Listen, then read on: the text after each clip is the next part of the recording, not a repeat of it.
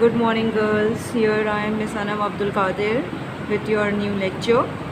And today we are starting a new topic, which is index notation. So let's learn first what is index notation. I will be showing you definition, but you are not supposed to write that in your copy. Okay, I'm just explaining it to you. You will not write down this definition in your copy. I'm saying this again. I'm just explaining it to you. You will only start with exercise 3B.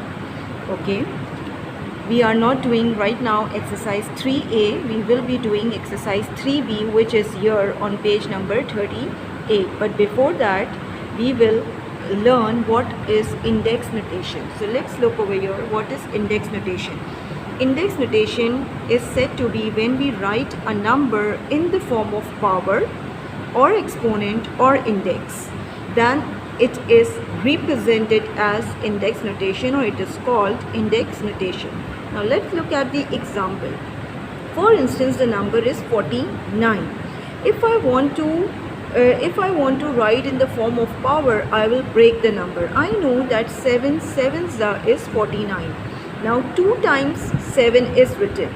So it means I can write 7 raised to the power 2, which also means 7 sevens are 49. This is read as 7 raised to the power 2, or you can even say 7 raised to the power square. Okay, 2 is also known as square. When the same number is written twice, it means it is raised to the power square or raised to the power 2. For instance, if I say 5 multiplied by 5, or I write 5 square, both means 25. Both are equal to 25. Both are equal to 25. One more example. If the number is 36, can you guess the number? It is 6 square. Why? Because 6 multiplied by 6 is equals to 36. Now you got it?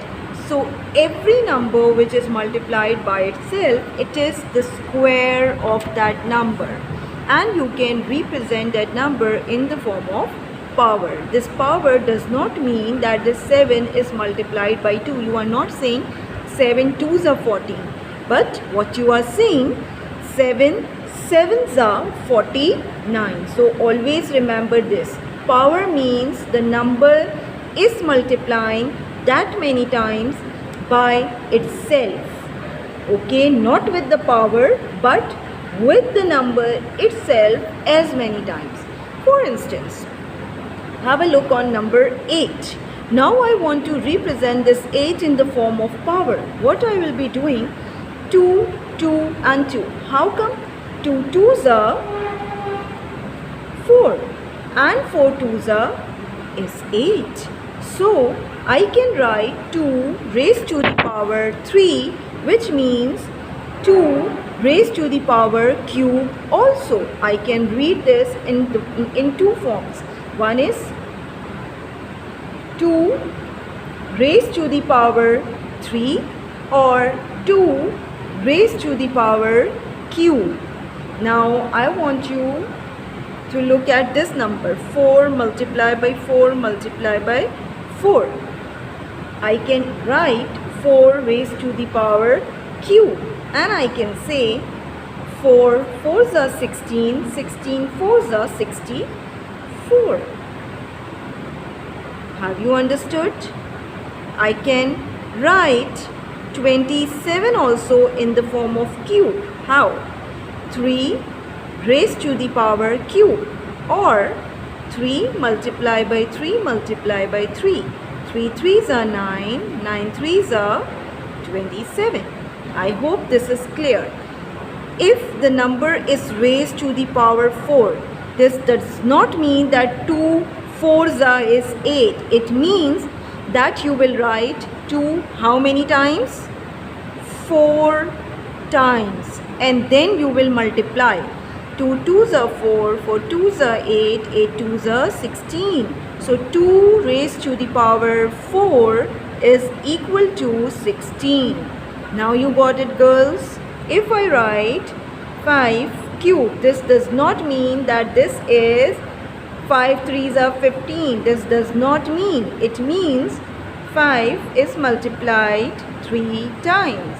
5 5s are 25. 25 5s are is 125. Have you got it? This is clear?